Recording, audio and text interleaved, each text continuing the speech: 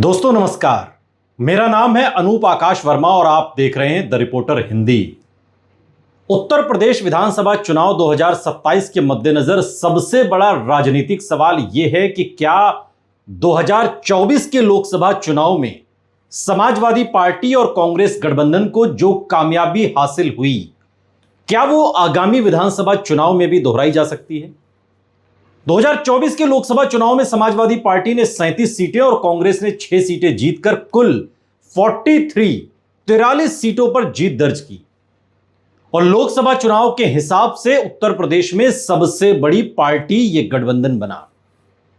और इस प्रदर्शन ने उत्तर प्रदेश की राजनीति में एक बड़ा बदलाव दिखाया। चुनावी आंकड़ों के अनुसार इन 43 लोकसभा सीटों के अंतर्गत आने वाले 403 विधानसभा क्षेत्रों में से लगभग 220 से अधिक विधानसभा क्षेत्रों में समाजवादी पार्टी कांग्रेस गठबंधन को बढ़त मिली थी, जो विधानसभा में बहुमत के जादुई आंकड़े 202 से अधिक है। यानी कि अगर समाजवादी पार्टी और कांग्रेस अपनी जीती हुई लोकसभा सीटों पर बाहर जाने की जरूरत भी नहीं है, जहां जहां लोकसभा के कैंडिडेट समाजवादी पार्टी और कांग्रेस के जीते थे, अगर इन्हीं विधानसभाओं में मेहनत कर लें या यूं कहिए कि 2024 को एक बार फिर 2027 में दोहरा लें, तो अखिलेश यादव को उत्तर प्रदेश का मुख्यमंत्री बनने से कोई नहीं रोक सकता। हालांकि यह भी समझना जरूरी है कि लोकसभा और विधानसभा चुनाव का मतदान व्यवहार हमेशा एक जैसा नहीं होता। लोकसभा चुनाव में मतदाता राष्ट्रीय नेतृत्व, प्रधानमंत्री का पद, राष्ट्रीय मुद्दे और व्यापक गठबंधन को रखकर ध्यान में तब मतदान करते हैं, जबकि विधानसभा चुनाव में मुख्यमंत्री का चेहरा, स्थानीय विधायक, जातीय समीकरण, क्षेत्रीय मुद्दे, उम्मीदवार की लोकप्रियता और सरकार के कामकाज की भूमिका अधिक महत्वपूर्ण होती है। लेकिन फिर भी आप इस बात को समझिए कि समाजवादी पार्टी अगर लोकसभा चुनाव में 37 सीटें जीत लेती है तो अखिलेश यादव प्रधानमंत्री पद के दावेदार तो नहीं थे, लेकिन तब भी उत्तर प्रदेश की जनता ने 37 सीटें देकर उन पर भरोसा जताया और आज लोकसभा में नंबर 3 की पार्टी समाजवादी पार्टी है। तो लोकसभा चुनाव में अगर अखिलेश यादव पर उत्तर प्रदेश की आवाम भरोसा जता सकती है, तो फिर विधानसभा चुनाव में क्या उसकी पुनरावृत्ति होने वाली है? क्या यह जीत दोहराई जाने वाली है? यह एक बहुत महत्वपूर्ण सवाल है। इसलिए 2024 की लोकसभा बढ़त को सीधे विधानसभा के सीटों में बदलकर अगर देखें तो समीकरण अखिलेश यादव के पक्ष में दिखाई देता है। फिर भी 2024 के विधानसभावार रुझानों को अगर आधार बनाया जाता है तो समाजवादी पार्टी कांग्रेस गठबंधन के लिए जो तस्वीर है वो काफी उत्साहजनक दिखाई देती है। जिन विधानसभा क्षेत्रों में गठबंधन को लोकसभा चुनाव के दौरान बढ़त मिली, उनमें पश्चिमी उत्तर प्रदेश, अवध, पूर्वांचल और बुंदेलखंड के कई हिस्से शामिल हैं।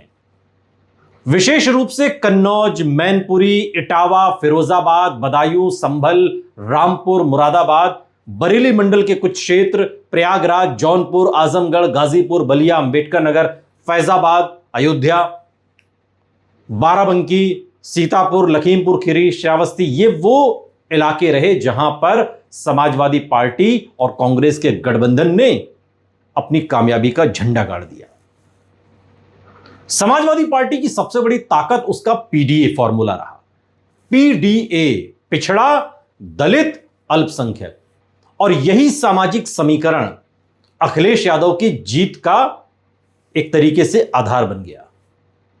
यादव और मुस्लिम मतदाताओं के साथ साथ गैर यादव पिछड़े वर्गों और कुछ दलित समुदायों में भी पार्टी ने समर्थन को बढ़ाया और यही समर्थन अब 2027 में अगर बरकरार रहता है तो अखिलेश यादव को कोई रोक नहीं सकता।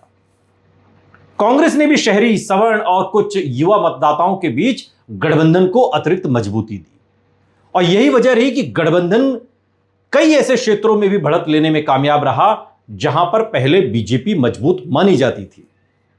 दूसरी ओर बीजेपी के लिए 2027 का चुनाव केवल 2024 की पुनरावृत्ति नहीं होगा।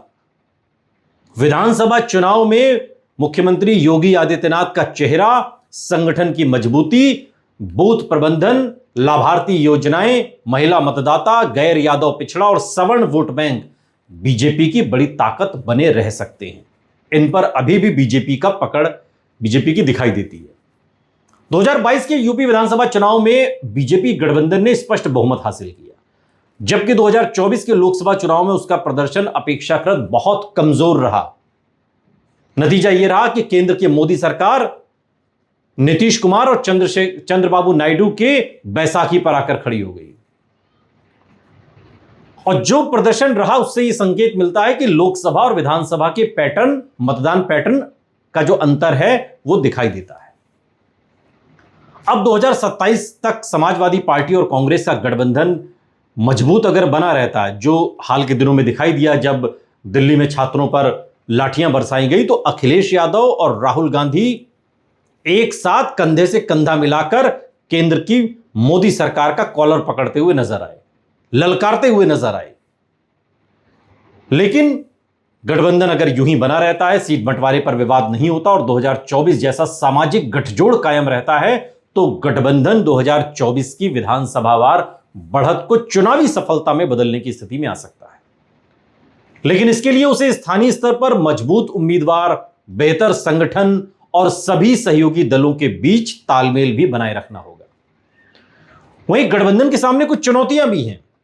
अब बहुजन समाज पार्टी का वोट प्रतिशत भले घटा हो, लेकिन कई सीटों पर उसका वोट अभी भी निर्णायक हो सकता है। यदि बीएसपी दलित वोटों का एक बड़ा हिस्सा अपने साथ बनाए रखती है, तो कई सीटों पर विपक्षी वोटों का बंटवारा संभव है।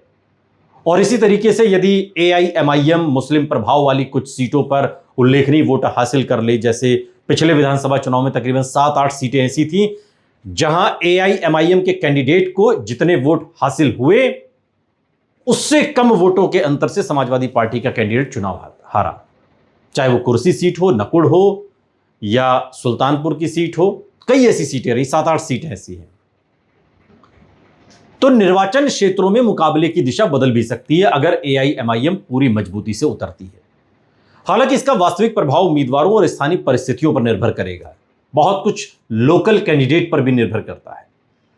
राजनीति के जो जानकार हैं उत्तर प्रदेश के, वो ये बात मानते हैं कि यदि 2024 जैसा मतदान पैटर्न लगभग उसी अनुपात में विधानसभा चुनाव में दोहराया जाता है, तो समाजवादी पार्टी कांग्रेस गठबंधन सैद्धांतिक रूप से बहुमत के करीब या उससे ऊपर पहुंचने की क्षमता रखता है। लेकिन यह केवल एक चुनावी प्रक्षेपण होगा, न कि परिणाम की भविष्यवाणी। विधानसभा चुनाव तक राजनीतिक परिस्थितियां, गठबंधन उम्मीदवारों का चयन, स्थानीय मुद्दे, सरकारी नीतियां और चुनाव प्रचार पूरी तस्वीर बदल सकते हैं। इसीलिए वर्तमान स्थिति का जो सबसे संतुलित निष्कर्ष है वो यही है कि 2024 के लोकसभा चुनाव ने समाजवादी पार्टी कांग्रेस गठबंधन को 2027 के विधानसभा चुनाव के लिए एक मजबूत आधार अवश्य दिया। और विधानसभावार बढ़त के आधार पर गठबंधन बहुमत की दौड़ में दिखाई भी देता है। जैसा कि हमने पहले कहा, बहुत ज्यादा हाथ पांव न चलाए अगर समाजवादी पार्टी कांग्रेस गठबंधन सिर्फ जीती हुई लोकसभा के विधानसभा सीटों पर ही अगर प्रयास किया जाए, तब भी यह आंकड़ा 220 के पार जाता है। वास्तविक चुनाव परिणाम इस बात पर निर्भर करेंगे कि क्या वो इस बढ़त को बूथ स्तर तक बनाए रख पाता है और क्या बीजेपी अपने पारंपरिक विधानसभा संगठन और वोट बैंक को फिर से सक्रिय रख पाती है।